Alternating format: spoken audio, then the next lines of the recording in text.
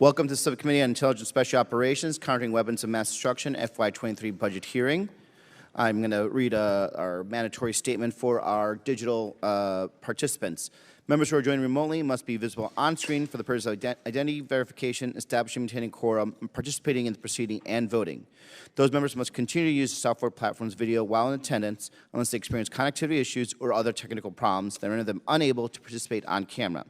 If a member experiences technical difficulties, they should contact the committee staff for assistance. Video of members' participation will be broadcast into the room via the television and internet feeds.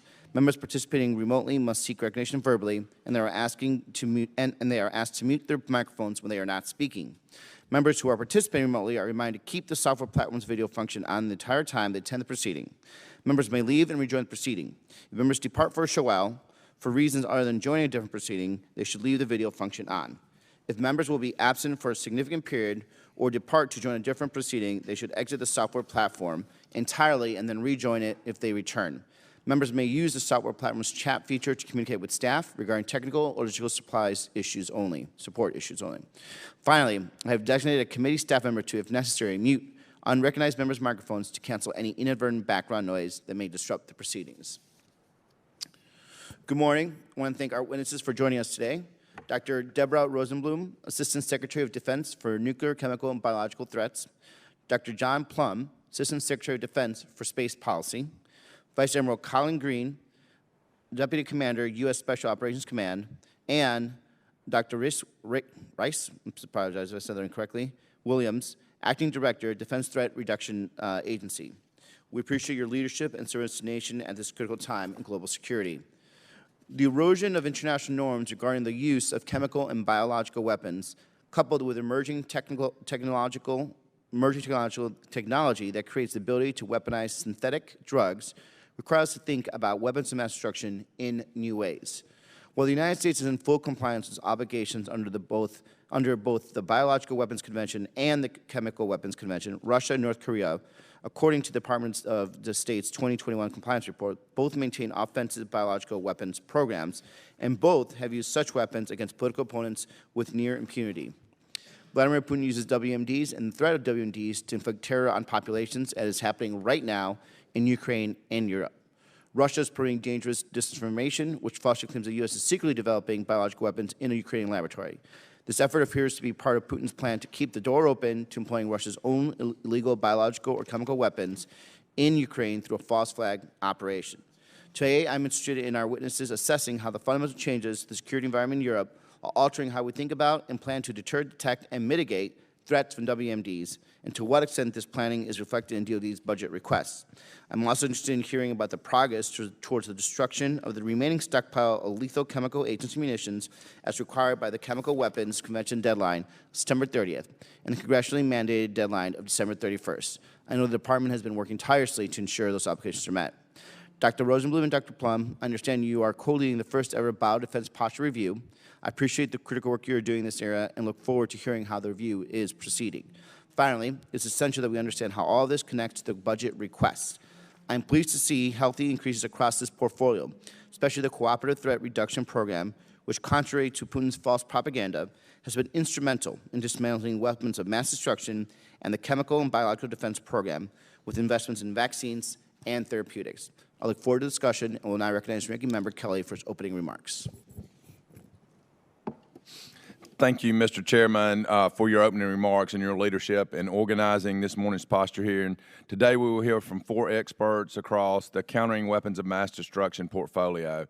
And I want to thank each of you personally for meeting with me earlier this week and in-depth briefings, some in the skiff, some open source, but I really appreciate that, and I think it will really facilitate this hearing. Yeah. I'm eager to get an update on the progress of the Assembled Chemical Weapon Alternative Program, especially the activities at the Pueblo Chemical Agent Destruction Pilot Plant. The subcommittee is keenly interested in the certification of the static detonation chamber and ensuring the activities stay on schedule. With regards to the threat environment, I look forward to getting an update on the capabilities of our adversaries, to include the usual bad actors of China, Russia, Iran, and North Korea, as well as the various terrorist organizations and networks. The ongoing Russian aggression in Ukraine continues to cause worry about the use of WMDs in the region, especially looking at their past history and some of the false flag operations that they've conducted recently and in the past. Finally, I continue to be concerned about how the Biden administration's budget will affect our overall counter-weapons mass destruction preparedness. The ongoing use and threat of these weapons illuminate the direness of this problem. Failing to properly invest in these resources will have great consequences.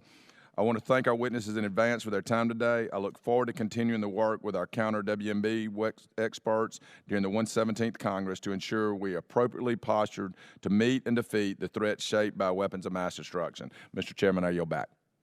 Thank you, Ranking Member Kelly. We will now hear from witnesses, then move to the question-and-answer period. Dr. Rosenblum, you are now recognized. Privilege you very much. Chairman Gallego, Ranking Member Kelly, and distinguished members of the subcommittee, it is truly a privilege to testify before you today on behalf of the Department of Defense. As the Assistant Secretary of Defense for Nuclear, Chemical, and Biologic Defense Programs, I am responsible, in close coordination with my fellow witnesses, for ensuring that the United States maintains its enduring technical advantages when countering weapons of mass destruction. In recent years, our adversaries have demonstrated the potential for chemical and biological weapons to achieve a broad range of effects, from small-scale assassinations to large population-scale effect.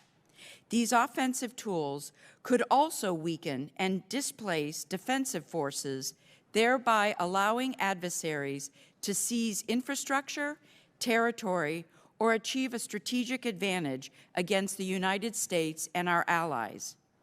At the same time, different sciences and technologies are converging to create revolutionary capabilities with transformative benefits to our society, but it also opens the door to the potential nefarious uses. This is uniquely true for chemical and biological threats. For example, engineered biologic weapons could be designed to evade our existing physical and medical defenses by making subtle changes.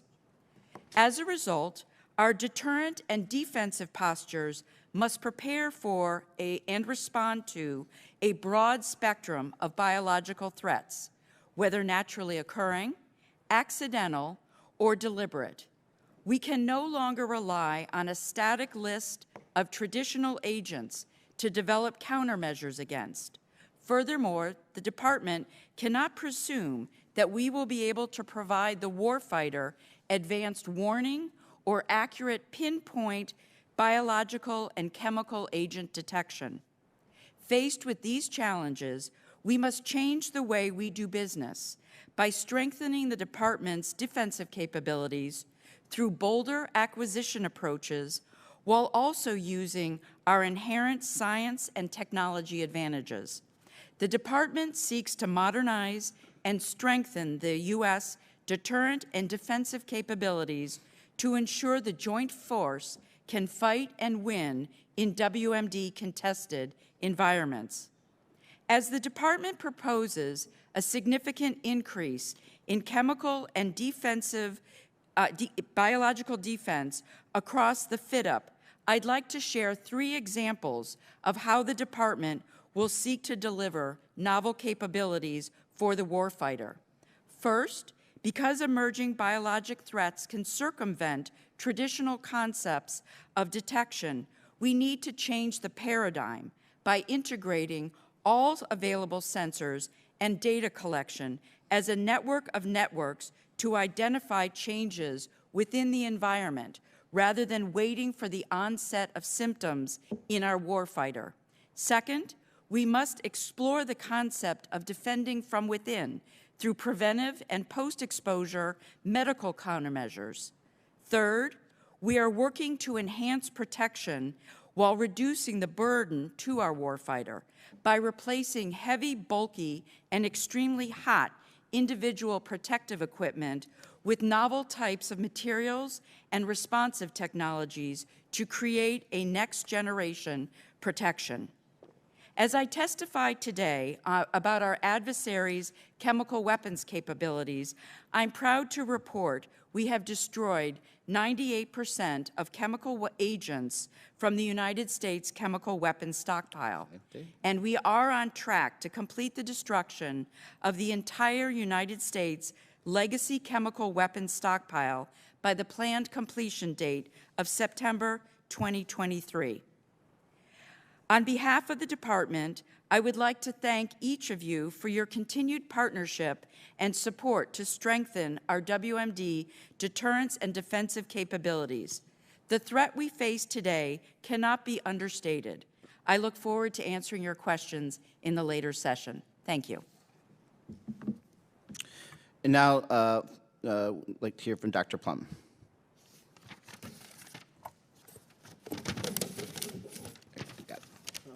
Thank you, Chairman Gallego, Ranking Member Kelly, members of the subcommittee. I, too, am honored to testify on the Department of Defense's countering weapons of mass destruction efforts today.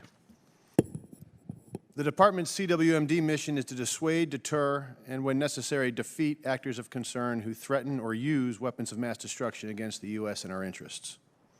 Mission success requires the expertise and collaboration across many DoD components, close coordination within the interagency and Congress, and strong international alliances and partnerships. Today, Russia's unlawful invasion of Ukraine underscores the importance of the CWMD mission. In a period of just a few weeks, we have seen the threat of nuclear weapons use. We have seen attacks on Ukrainian nuclear power plants, and we have seen an extensive Russian disinformation campaign on chemical and biological weapons development in Ukraine. Pure lies. That is most likely a troubling pretext for possible Russian use of these weapons themselves. The DoD leverages its unique tools and expertise in support of a whole-of-government approach to mitigate the risk of global WMD proliferation and adversary pursuit of these advancements. Examples include supporting global norms under the Nuclear Non-Proliferation Treaty, remaining postured to conduct WMD interdictions and preparing our partners to do so, and implementing UN sanctions to impede illicit North Korean trade. The Department's Cooperative Threat Reduction Program, which has evolved over the past 3 decades and works with more than 30 partner nations, is an important and proven tool to reduce the risk of WMD-related threats and prevent proliferation across the CBRN spectrum. And I'd like to thank Congress and this subcommittee in particular for its continued support of the CTR program. This support has paid dividends to the U.S. and global security for over 30 years, and there's more to be done. I'm pleased to note that the President's budget request for the CTR program is $342 million for fiscal year 23. The Department continues to strengthen the capability of the Joint Force and our allies and partners to operate in chemical, biological, radiological, or nuclear and contaminated environments. We strive for increased interoperability, and we encourage our partners and allies to share the collective burden of CBRN defense. But CBRN defense requires resources. And that's why the Department is seeking $630 million across the FYDP to help bolster EUCOM's CBRN defense capabilities and equipment. Now, interestingly, and I think a point worth making, is this budget request originated before Russia invaded Ukraine. But that crisis further highlights that EUCOM's CBRN defense is a priority and we have to address it. Making investments to counter a shifting threat environment requires sound policy, and sound policy requires an understanding of where things stand. So the Department, myself and Assistant Secretary Rosenblum, are undertaking our first ever biodefense posture review this year. This review will guide our biodefense-related activities and investments to support force protection, research and development, capability acquisition, and the required DoD expertise across the spectrum of biological threats. And this year, the Department will also begin refreshing our CWMD strategy. That strategy will be informed by the Bioposture Review, as well as the National Defense Strategy, Secretary of Defense's guidance, and our assessment of the shifting threat environment. So thank you again for the opportunity to testify today, for your continued support of the Department's CWMD mission, and I look forward to our discussion. Thank you, and now recognize Vice Admiral Green. Yeah, good morning, Chairman Gallego, Ranking Member Kelly, and members of the subcommittee. Thank you for the opportunity to represent the United States Special Operations Command today. On behalf of General Clark, it is my privilege to join Dr. John Plumb, Ms. Deborah Rosenblum, and Dr. Rhys Williams at this hearing, and look forward to discussing how we work together to address some of the most critical national security challenges facing our country, our allies, and our partners. Weapons of mass destruction are a complex trans-regional problem that continues to present a direct threat to U.S. and allied interests and requires the application of specialized expertise and authorities across the whole of government. I welcome discussion related to U.S. SOCOM's role as the Defense Department's coordinating authority for counter-WMD, the unique challenges we face, the work we've done against both current and future WMD threats, and our priorities for the coming year. Over the past year, in concert with our partners within the Department and across the interagency, we contributed to the development of the national defense and national military strategies, enhanced joint force resiliency through an implementation of WMD-focused ready assessments, improved global exercise and training by incorporating realistic nuclear, chemical, and biological threats into scenarios, and improved integration and information sharing with the interagency as well as our allies and partners. However, as Dr. Plumb and Ms. Rosenblum said, Russia's unprovoked invasion of Ukraine and the potential use of weapons of mass destruction demands a sense of urgency in making deterrent and defensive investments. To that end, next year, in coordination with our partners in OSD, the Joint Staff, and the interagency, we will continue to advance joint force readiness, produce actionable CWMD assessments, and make recommendations for improvement where needed. We will ensure the Department's plans address evolving WMD threats. We will continue to accelerate information sharing through close coordination with the intelligence community, and we will coordinate CWMD equities into globally integrated operations, activities, and investments. General Clark and I would like to thank the members of this subcommittee for their support of this urgent national security priority. It is a privilege to work together with our colleagues to keep our country and allies safe from the threat of nuclear, chemical, and biological weapons. We look forward to our continued collaboration with them, with members of Congress, with our interagency and international partners to ensure our safety and readiness now and into the future. Thank you. Thank you. Now we have Dr. Williams. Chairman Gallego, Ranking Member Kelly, and distinguished members of the subcommittee, thank you for the invitation to testify today. This committee and its members have long provided outstanding support to the Defense Threat Reduction Agency, also known as DTRA.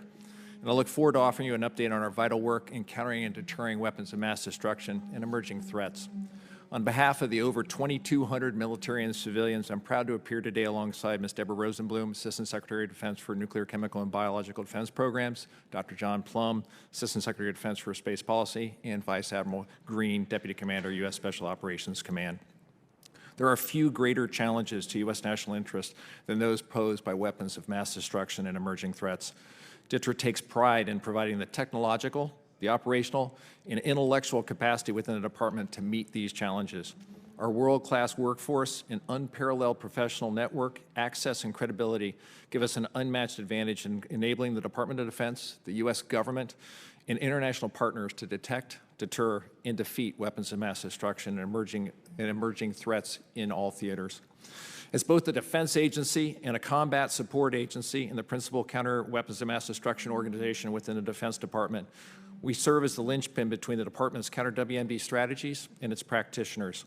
Through Ms. Rosenblum and Dr. Plumb and their subordinate components, the agency receives guidance, priorities, and oversight in the areas of nuclear matters, chemical and biological defense, threat reduction, and arms control.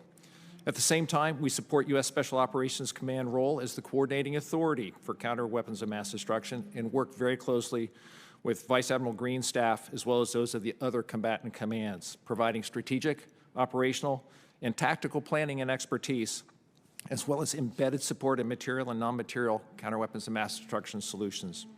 These dual roles provide a synergy that is key to the successful execution of our counter WMD mission and supports the National Defense Strategy's vision of integrated deterrence. The work that we plan, program, and execute on behalf of the Department and its stakeholders ensures a safe, secure, reliable, and effective nuclear deterrent, enables the joint force allies and partners to compete and win against adversaries. The National Defense Strategy highlights both of these lines of effort as key enablers for integrated deterrence. DTRA is postured and ready to support Secretary Austin's goal of developing, combining, and coordinating the Department's strengths to maximum effect. In pursuit of this goal, we play a key role across the counter-WMD community. So on behalf of DTRA's dedicated workforce, I thank you for your continued support of our critical work in safeguarding the lives and the interests of the U.S., our allies, and our partners abroad. Thank you for your time today and the invitation to participate, and I look forward to your questions. Thank you. Thank you, and I apologize for the construction back. I'm assuming it is contractors and not the Russians trying to drill in to listen to what's happening here. Dr. Rosenblum, we're going to move to our question period. Dr. Rosenblum, we can start with you and then move to anyone else who would like to comment. Russia's misinformation, disinformation campaigns have touched on all three main categories of WMD, biological, chemical, and nuclear. How do we frame our efforts in ways that account for the likelihood that Russia will probably continue this behavior? Thank you, Chairman, for that question.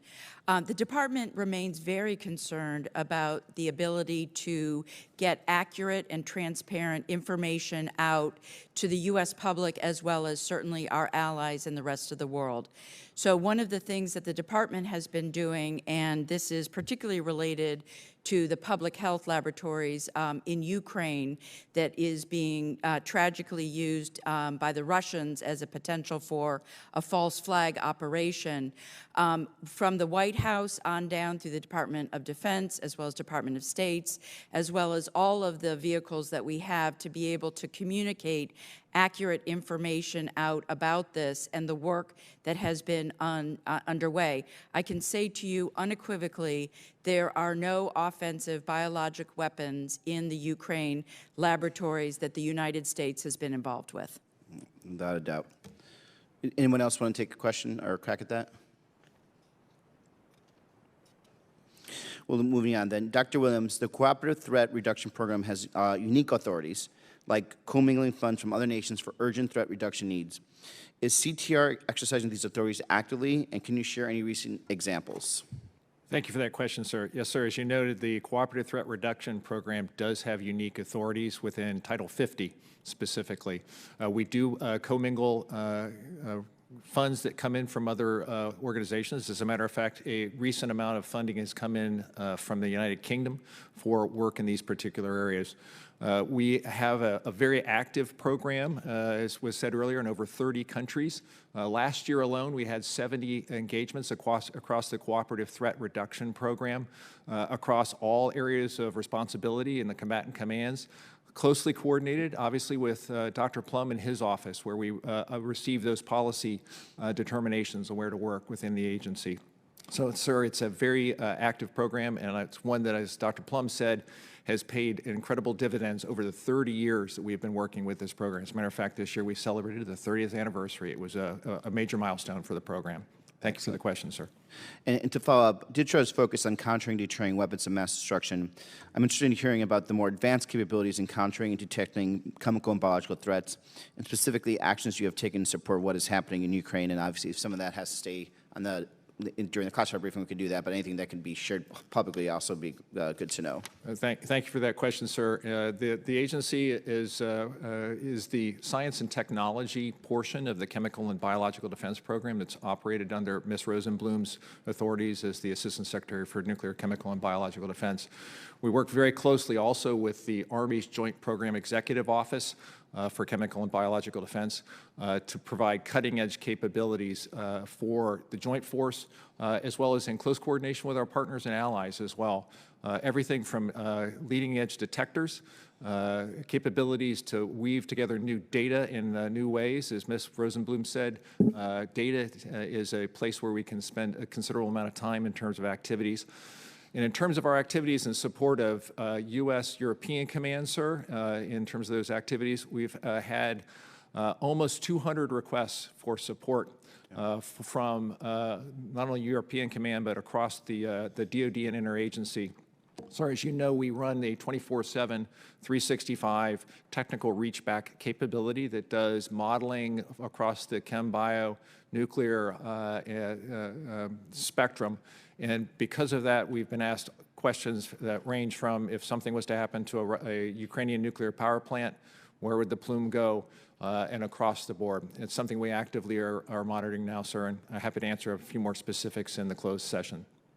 Thank you, Doctor. I now yield to Ranking Member Kelly. Thank you, Mr. Chairman. And as the department balances the shift in resources between counter, VEO, and great power competition, what are the most significant capability or resource and vulnerabilities to the countering weapons of mass destruction mission? Any of y'all can take that, and then if anybody needs to follow, you can.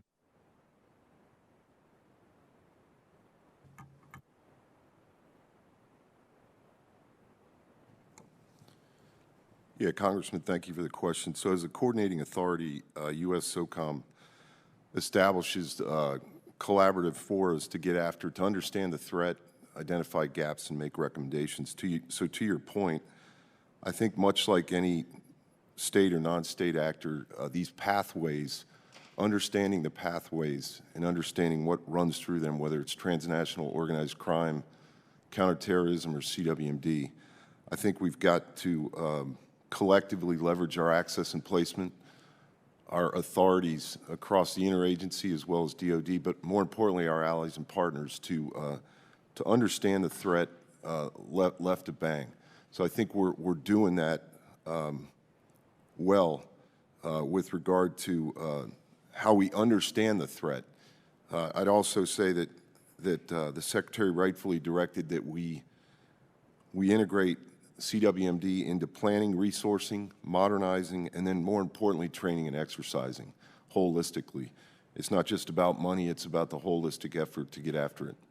And I just hope in the follow-up, if there's any gaps or vulnerabilities in either resources or funding, I hope that y'all will feel, and I understand we probably can't answer those, and I think Dr. Rosenblum, you were going to say something. Yes, thank you very much, Ranking Member. What I was going to add, and I think we can get into much greater detail on the classified side of it, but from looking at closing the gaps that we have across the WMD spectrum and the investments, the main thing that we are pivoting from is concerns that it would be a non-state actor who would be using this to then really looking at state-based threats and the depth of the science and technology that they have available to them, and we can get into greater detail in terms of the specificity, but that is a dramatic pivot from a threat perspective. Thank you. And then in the PB submissions, the presidential budget submissions for FY21 and 22, the department drastically cut funds to the Cooperative Threat Reduction Program. Each time Congress has reinstated this fund, why is it important, Dr. Rosenblum, to fully fund this program? The Cooperative Threat Program provides and plays a critical role in ensuring that our allies and partners who we will operate on any kind of joint battlefield has capabilities that are commensurate with those of the United States so that we can work with them seamlessly. And that goes kind of a range of gamuts of things that we are doing throughout the world. But that's fundamentally the key purpose of that program and why it remains so vital to us. And as my colleague, Dr. Plumb, and I'll ask him to elaborate on this, mentioned that in the FY23 request that there is a significant increase in that as the administration recognizes the importance of this program. Thank you. And you answered my question. I just want to make sure we understand the importance of fully funding that and even the increase. Given the increased use of chemical weapons in Syria and the asymmetric use of nerve agents by North Korea and Russia, what can we do to deter further use of chemical or biological weapons? What are we doing to ensure that the international norms against the use of these weapons is not eroded? And what can we do to develop new standards to deal with the emerging chemical and biological threats? And that's for any of you. Thanks, Congressman Kelly.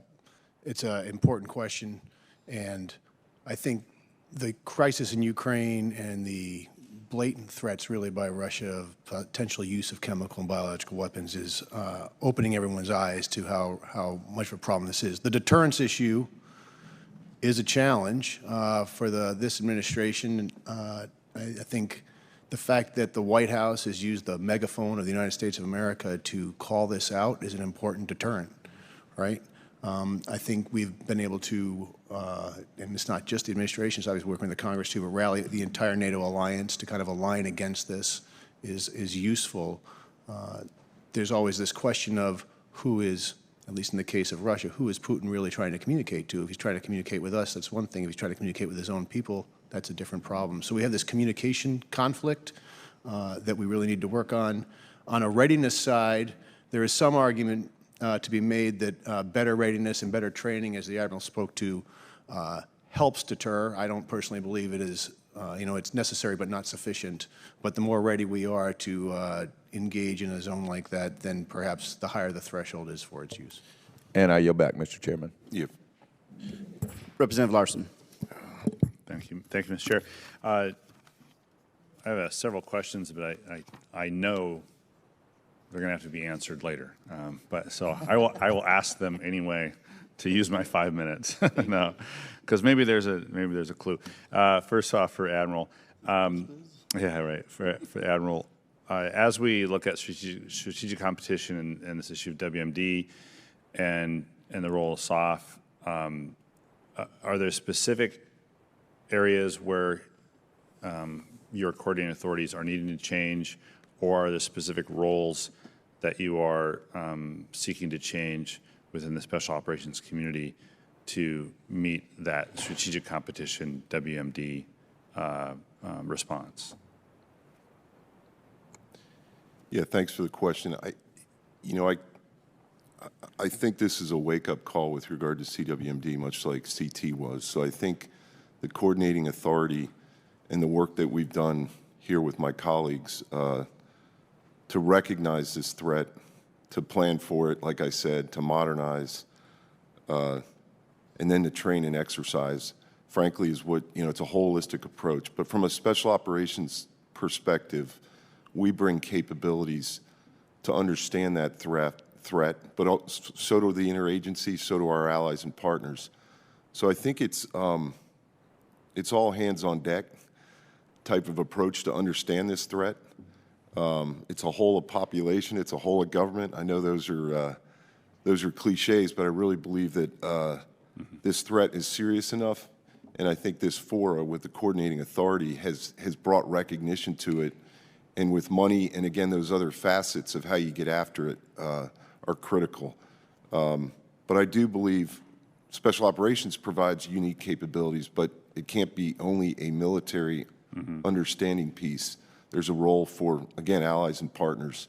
Yeah. Well, on that point, and this might be for later, but for any of you, what role will U.S. forces play in NATO's recent CBRN defense element that was activated in EUCOM? Can anyone answer that here? Okay, I'll go ask Dr. Rosenblum. I'm sorry, I'm making a mistake. After 22 years, I know I have to ask a specific question to a specific... No, absolutely. I'd like to take that one for the record to get back to you. Okay.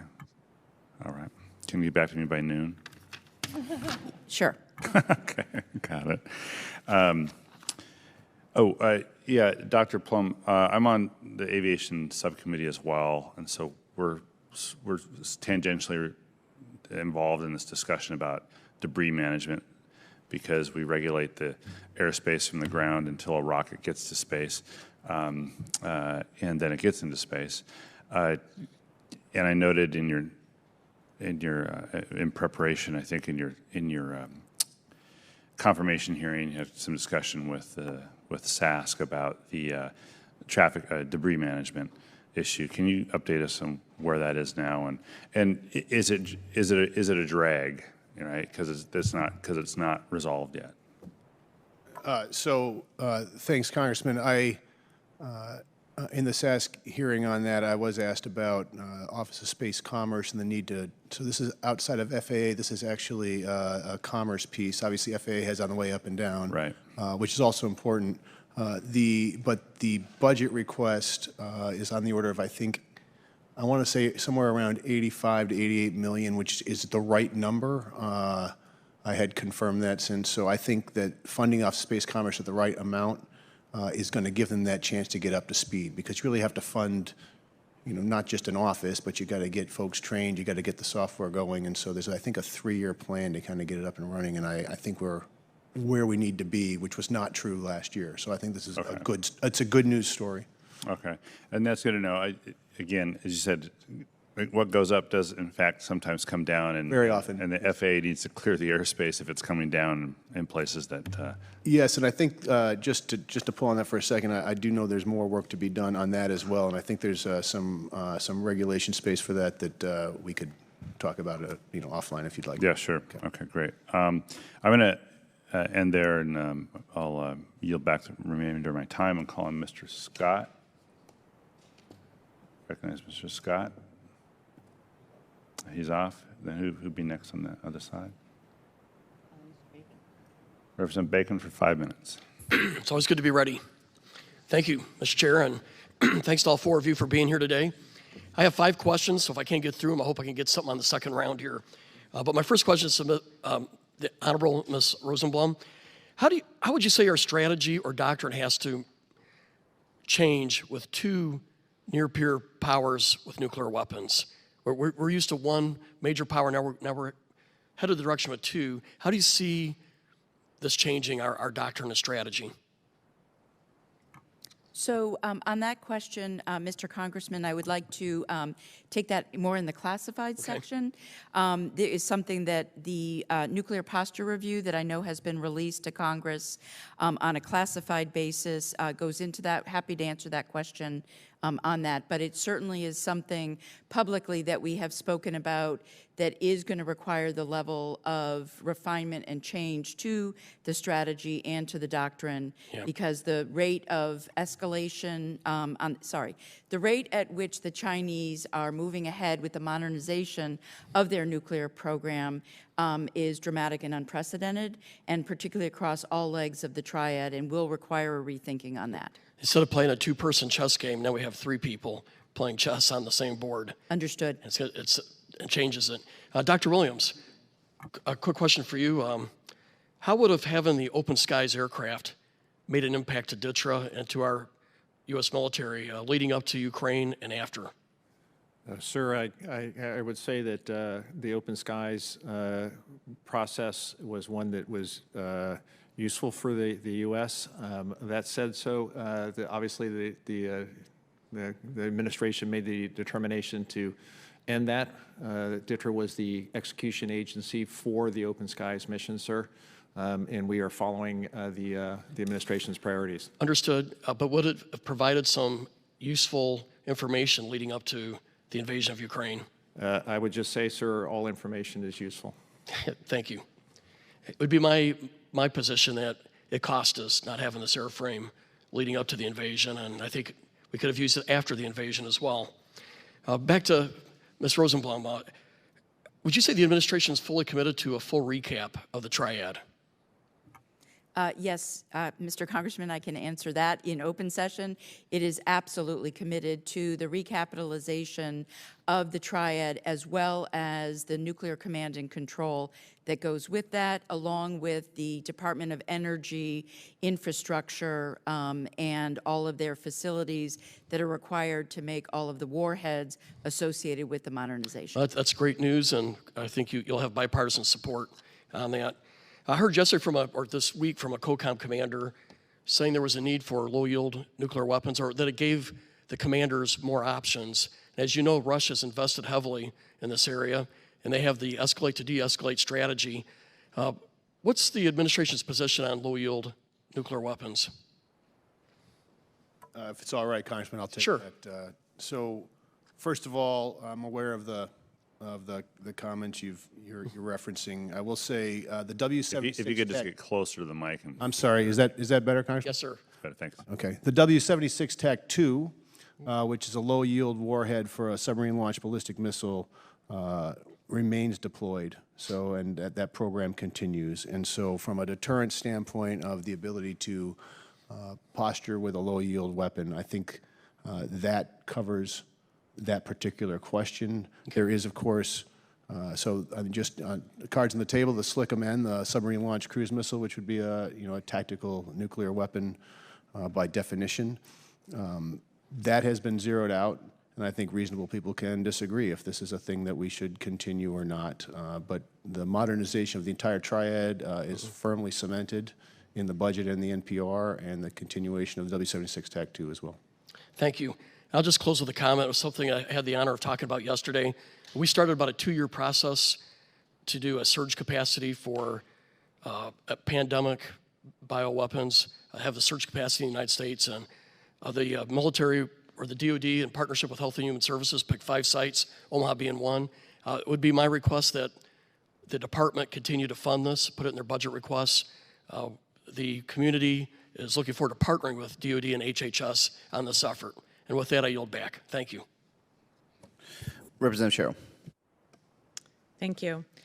As the coordinating authority, Admiral Green, what recommendations are you providing to the Secretary of Defense regarding best modernizing the department's ability to prepare and respond to the current threat, given Russia's previous use of chemical weapons in Syria and the threat of chemical weapons use and biological weapons use in Ukraine? Yeah, thanks, Congresswoman, for the question. So I think my boss submits an annual assessment to the SecDef through the chairman, and the 2 things that he cited were we needed to aggressively increase our capability and capacity to counter WMD, and that we needed to prevent a strategic surprise, which was to focus cooperatively on understanding the intel threat.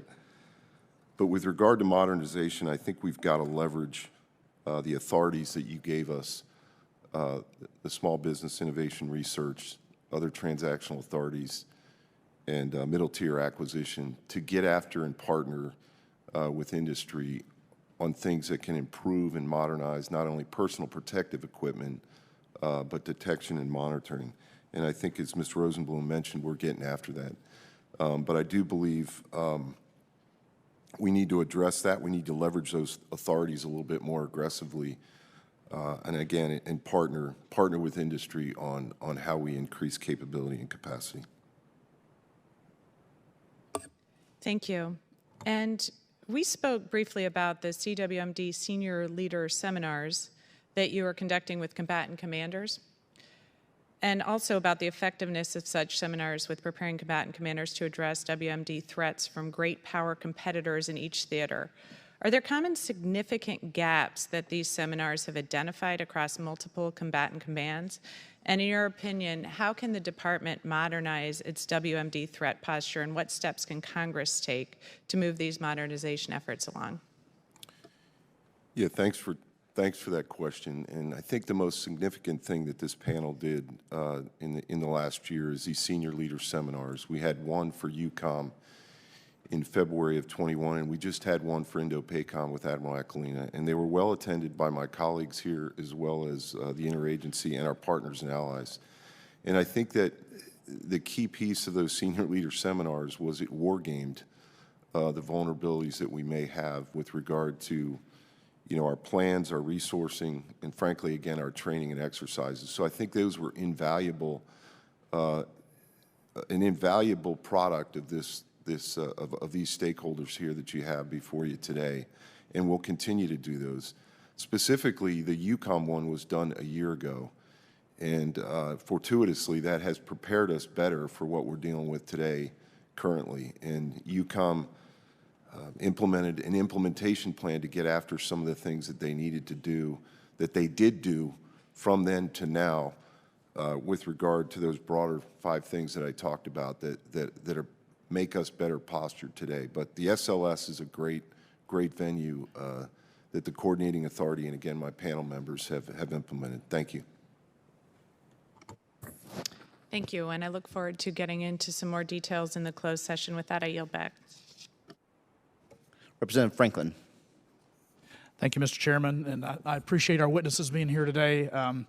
As a former naval aviator that spent more time than I care to remember in mop gear, and now here in Congress reading about the threat and understanding how significant it is, I used to always just, the value in those exercises to me was just praying to God that it never happened.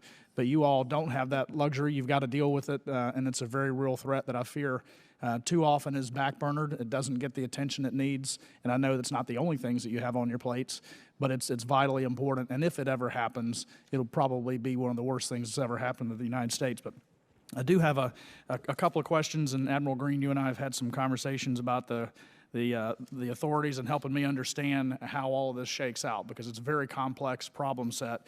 But I understand SOCOM's coordinating authority on the front end. I am curious, though, who would be the coordinating authority in the event, in an actual event, after the fact?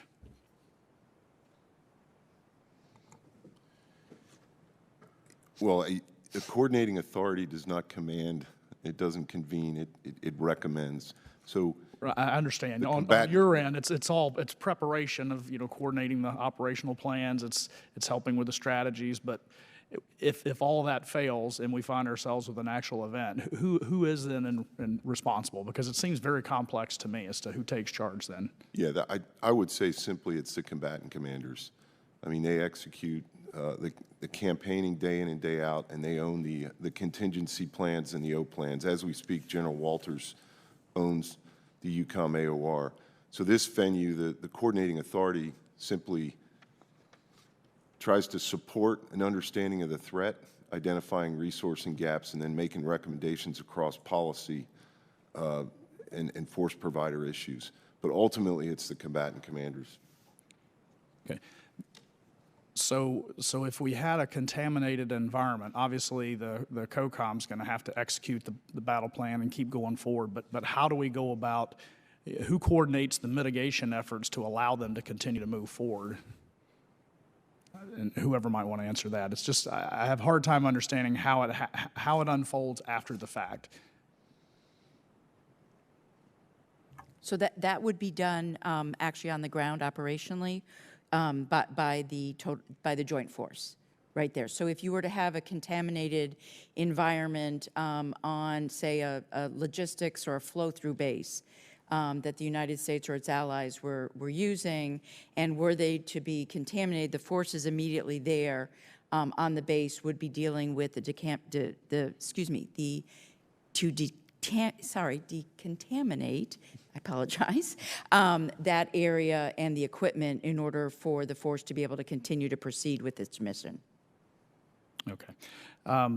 We saw with great success, I think, during this COVID pandemic, with Operation Warp Speed, what DoD collaboration with DHS has been able to do. I'm interested to know, what lessons we've learned from that, how we're going to perpetuate that going forward so that we can be prepared for future things. And then also, as we deal with adversaries like Russia and China, where companies are either state-owned or at least sponsored, and there's that collaborative effort just by design of how their governments function. They're working together in a lot of cross-purpose type technologies. How are we, and how could we better work with not only our other government agencies like DHS, but on the civilian side with our pharmaceutical companies, with our biomedical research? What are we doing to get better at that? Thanks, Congressman.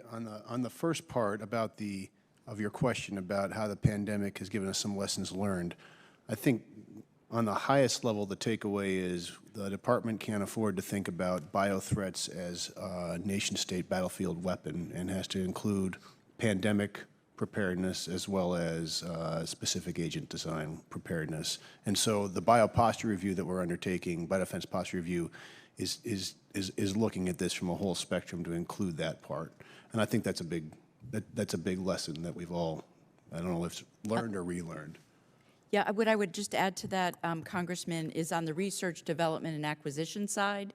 One of the things that we are beginning to pivot away from is the focus on a singular agent, but rather the reality is that we are going to have more broad spectrum kinds of both drugs as well as vaccines.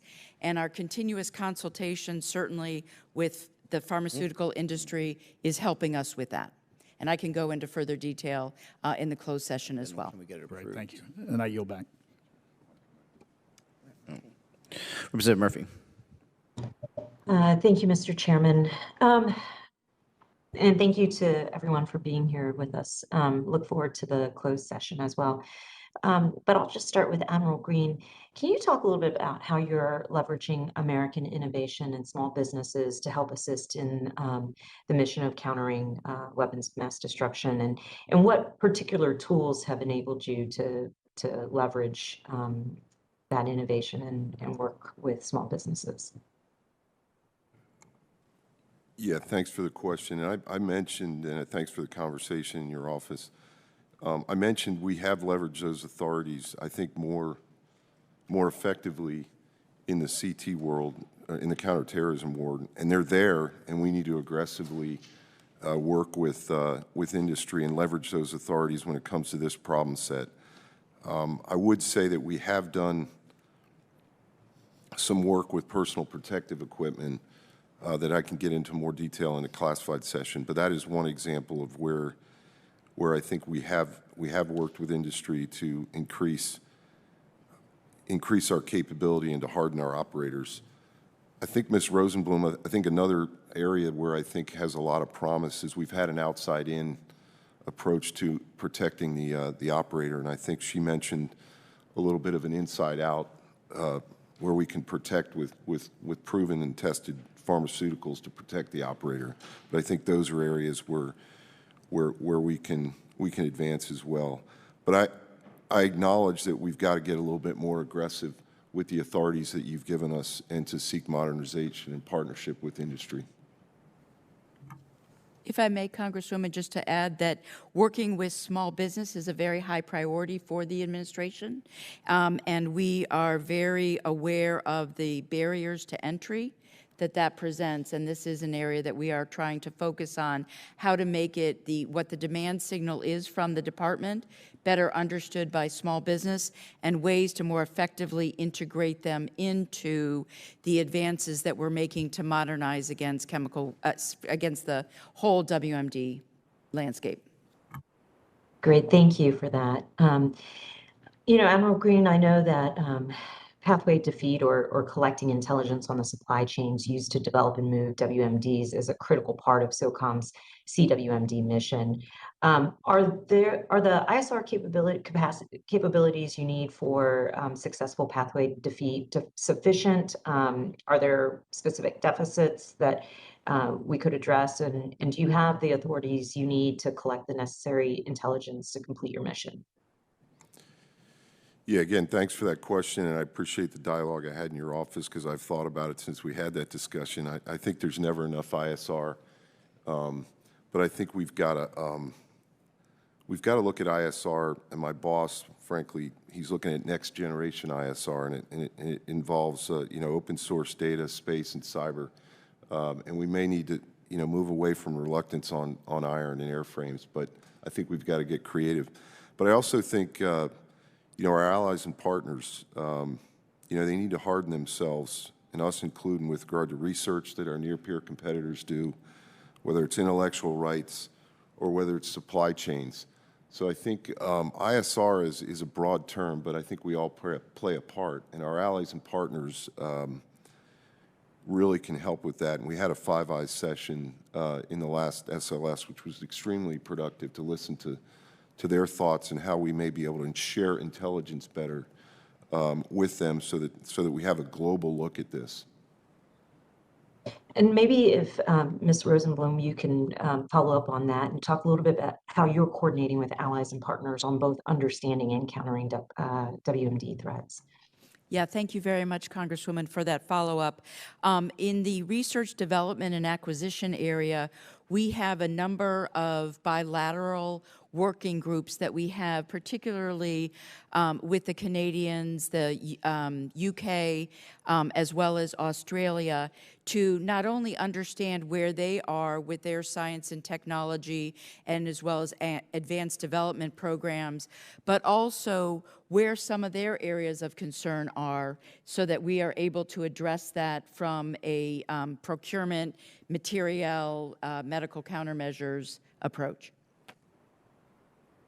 Thank you very much, and I yield back. Representative Lamborn. Thank you, Mr. Chairman. Secretary Rosenblum, I'm going to ask you in a minute about the Wuhan Virological Institute in China, but first let me quote 3 sentences from your written statement. The Department of State's April 2021 compliance report voiced grave concerns about China, Iran, North Korea, and Russia's compliance with the Biological Weapons and Toxins Convention. The report assessed that both North Korea and Russia have offensive biological weapons programs. Additionally, the activities of China and Iran raise concerns about compliance.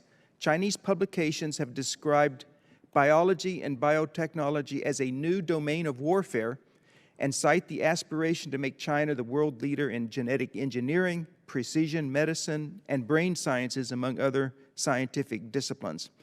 So we've heard so much from different directions about the Wuhan Virological Institute. Was that any part of the Chinese effort, as you quote, to become preeminent in what they view as a possible new domain of warfare, biology and biotechnology? Yeah, thank you very much, Congressman, for that question. My statement was oriented on their approach much more broadly than what they may or may not be doing in Wuhan Institute. They have a premier biotechnology economy that they are continuing to grow openly and commercially with investments both in the United States as well as globally. So my comments were not restricted just to what may or may not be going on in Wuhan. Okay. To drill down on that just a little bit more, though, I've heard reports that they were engaged in gain-of-function research, which to me, I don't see any good that can come out of that. It takes viruses and makes them more transmissible or more deadly. Do you have any view on or comment on that? With respect to whether gain-of-function research, which I'm in general very familiar with in terms of its role in vaccines, related to Wuhan, I'd want to take that as a question for the record. One other thing that I would like to explore is that there have been some concerns or questions about whether DITRA funding or other funding at the Department of Defense was used in support of the Wuhan Institute. And we took a hard look at that, and to my knowledge, there was no DoD funding provided to Wuhan Institute. Okay, I'm glad to clarify that. And lastly, are you involved in any other research concerning the possible connection of the origins of COVID to the Wuhan Virological Institute? I am not. Okay. Admiral Green, I'd like to ask you a question on a different subject. As you know, the administration has decided to cancel and defund the nuclear capabilities, including the SLICM-N and the B-83. Do you agree with that decision? Do you think that that was in accordance with your best military advice? I will ask one of my colleagues to potentially comment on that. I'm not familiar. I can take it for the record. Okay. Okay. I guess in SOCOM, maybe that wasn't your, I mean, these are Navy, one of those is a Navy program, but I thought with your SOCOM role, you may or may not have familiarity with that. So with that, given the fact that you've said that, I won't pursue any more on that issue. And Mr. Chairman, I yield back. Well, thank you very much. Votes are about to be called right now, or at least in the next 10 minutes. So what I propose, unless there is any other questions, is that we close this formal session and then we restart in the classified session after votes are called. Excellent. Thank you, and thank you to the witnesses.